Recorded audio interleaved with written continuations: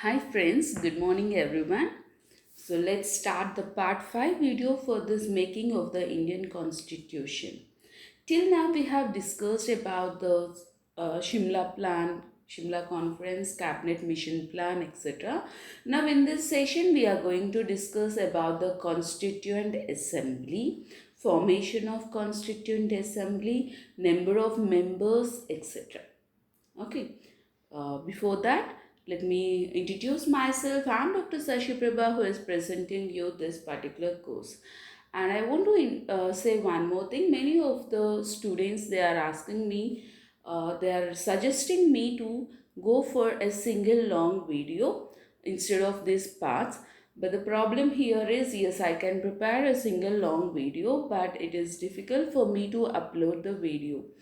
So that's the reason why, just for the convenience of uploading, I'm going for this small parts of the videos. Right. So hope you can understand the problem and you will adjust with this. But as I promised earlier, I will provide you the complete syllabus. There is no abstraction in that. So this is the second unit in your UPSC polity syllabus. So first I have provided you the preamble, and here I am providing you the making of the Indian Constitution. Okay, next also I'll provide you the continuation, whatever that is there in the syllabus, like I think the salient features of the Indian Constitution is there. So that I will provide you, or the sources of the Indian Constitution. Right. So let's move into the topic, guys.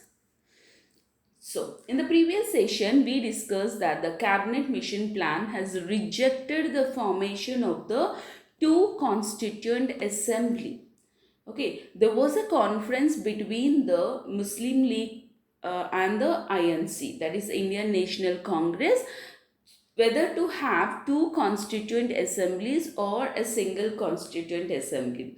So the cabinet mission plan, they have rejected to have the two constituent assemblies. So only one constituent assembly has formed.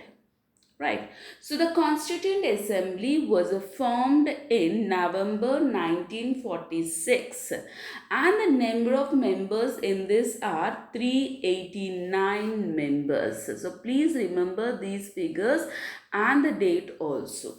I repeat this point. The Constituent Assembly was formed in November 1946. The year is important here, and the number of members in this Constituent Assembly are 389 members. So, when was the formation of the Constituent Assembly? You can get a question like this, or how many members are there initially in the Constituent Assembly? That the answer here is the 389 members. So, these figures are important for you guys. Right. So out of 389 members, yes, no doubt we are having 389 members, but out of 389 members, 296 members are from the India, British India, and 96 members are from the princely states. So here let me explain you what is this British India. So India was ruled by the Britishers. So at that time we used to call it as British India, because India is not an independent state, it is under the British rule. Okay, so 296 members are from the British India and 96 members are the princely states. Right. So you know what is princely states? The states which are under the rule of the kings or the queens. Okay. So 93 members are the princely states. Here the point, here one more point. Out of 296 members, 292 members are from the are from 11 governor provinces, and remaining 4 from the chief commissioner provinces. Right. So don't get confused. I'm repeating this point once again. 296 members from the British India. Right.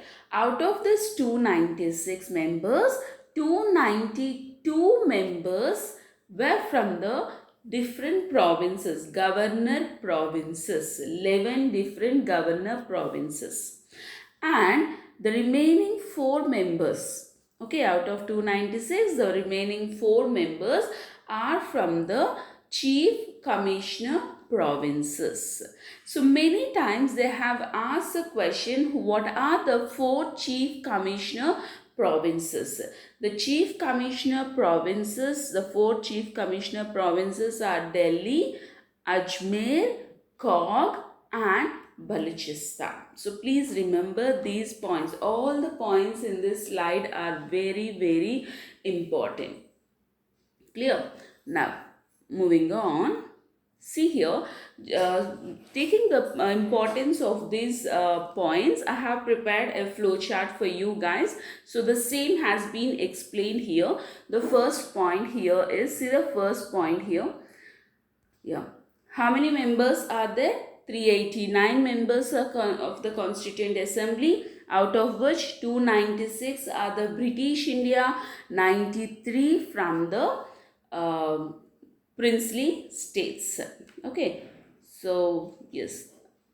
Now, out of 296, 292 members are from the 11 governor provinces, 4 from the chief commissioner provinces. And what are the chief commissioner provinces? Delhi, Ajmer, Cog and Balochistan. Okay, the same thing, just since it is very important to remember, so I have explained you in the form of a flowchart. Hope it is clear. Please remember all the points. Now, the next question is how these 389 members are elected, on what basis they are elected, right? So, we are saying that we are having 389 members. Some are from the British provinces, some are from the princely states. So, how these members are elected, on what basis they are elected, what is the mode of election, so etc. So, let us see how these members are elected, on what basis they are elected. Now, out of 389 Constituent Assembly members, 296 are from the British India, this point we have discussed, and 93 from the princely states. Right, we have discussed this point. But how they are elected? The 296 members were elected from the general election. They were elected through the general election, and 93 members they are elected through the process of nomination. So this is again very important. How the princely state members are elected for the Constituent Assembly? This can be a question. So how the princely state members are elected? They are not elected, but they are nominated. How the British India members are elected? This is through the general election. So these points are important. Let's moving on to the details. So what is this general election? What is this nomination? That we will discuss here. Selection of 296 members. We said the selection of 296 members from the British India are through the general elections.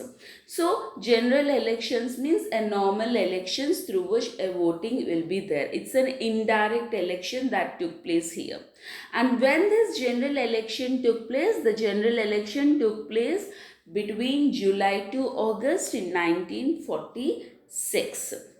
And the allocation of the seats in the British India was based on the proportion of population. On what basis this allocation of seats has took place? Allocation of seats took place based on the proportion of population. So you have to remember all these points. Okay.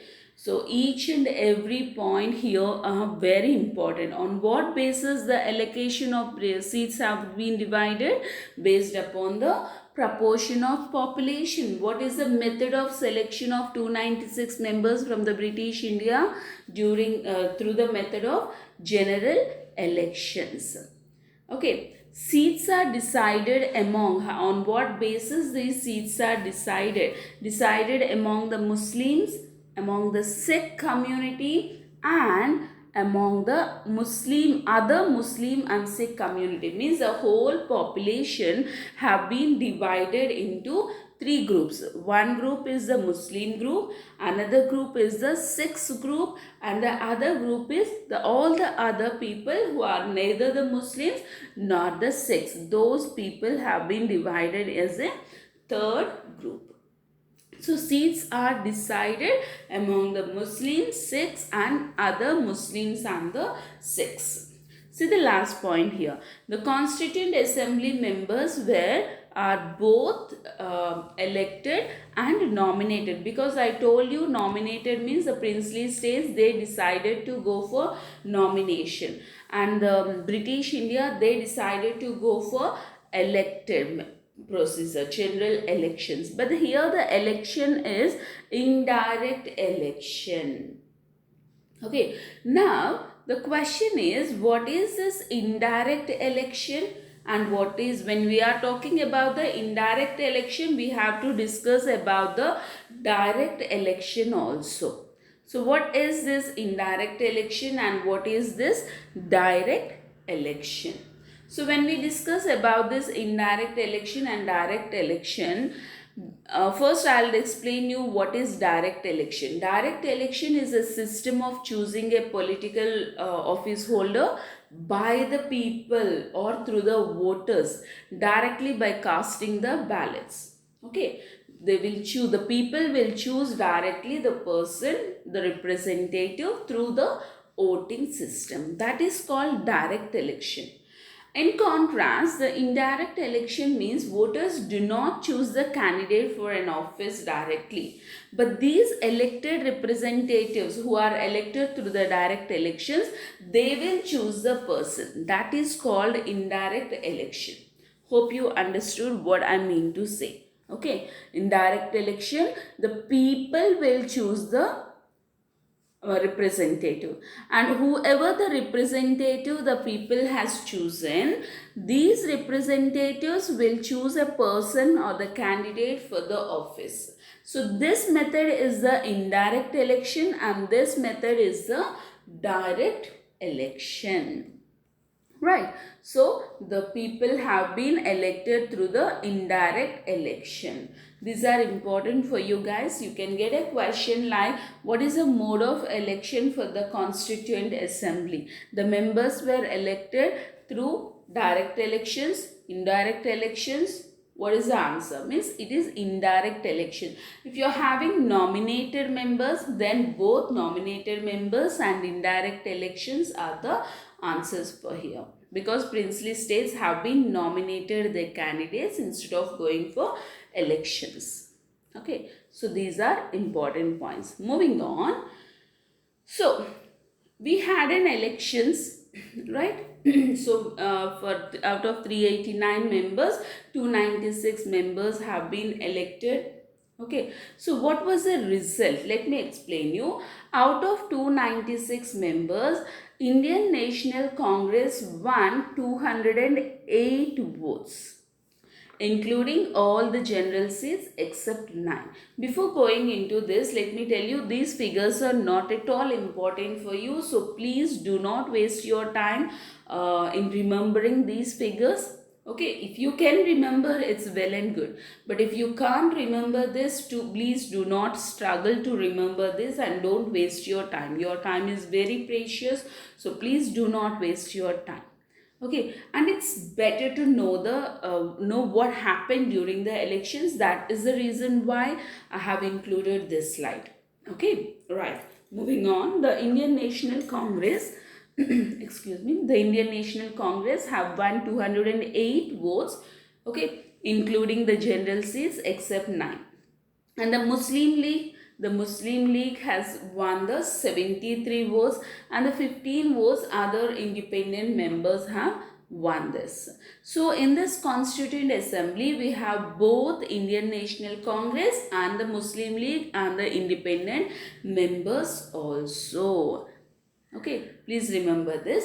And we have already discussed that out of 289 members, 93 members have been elected from the or nominated from the princely states. So these 296 are from the British India and 93 nominated members were sent by the princely states.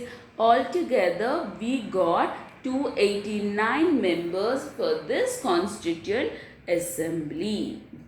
So these figures are important, not these small figures where means the election and the majority, these are not important. Okay, this 93 members, 296, 389, these figures are important for you. Moving on, continuation.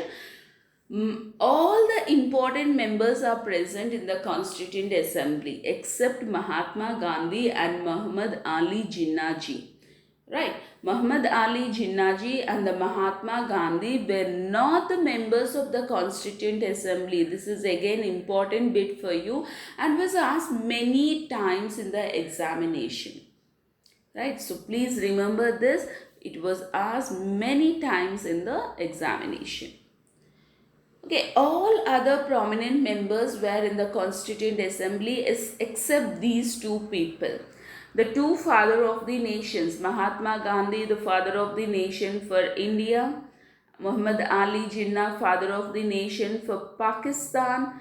These two guys, father of the nations, were not the members of the Constituent Assembly. Okay, this is all about the election of members, how they are elected, what is the mode of election. Okay, through the general election or through the nomination, how many people from which method of election. So everything, finally we had our own constitution. Then the next task is we have to achieve is preparation of the constitution. So the first task is getting ready for the Constituent Assembly, having our own Constituent Assembly. So that task has been fulfilled by the Indians. The next task they have to achieve is the preparation of the Constitution. How they will prepare the Constitution? The Assembly is ready, the members are ready. So next they have to involve in the preparation of the Constitution. So in the next session, we will see what happened after the formation of the Constituent Assembly, how the Constitution was designed, which member played which role, everything we will see. So stay tuned till then, and I'll be back tomorrow with a new session.